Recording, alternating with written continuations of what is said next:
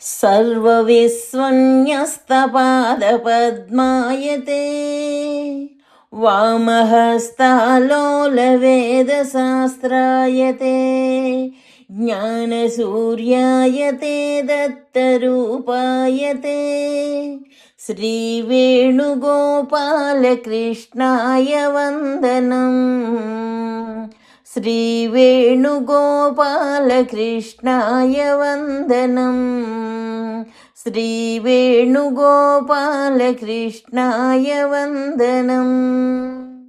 శ్రీదత్తవేదము, అక్షర ప్రసాదము, ఆహార విహారాలు.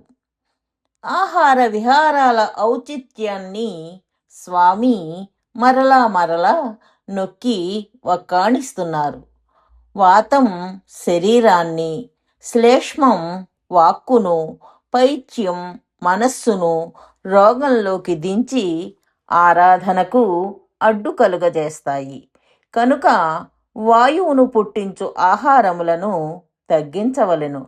గడ్డకూరలు, పప్పులు వాయువును పుట్టించును. శీతలమైనవి, మధురమైనవి శ్లేష్మకారకములు. ఇక తైలాది పదార్థములు అజీర్తిని కలిగించి పిత్తాశయమును మందగింపచేయును.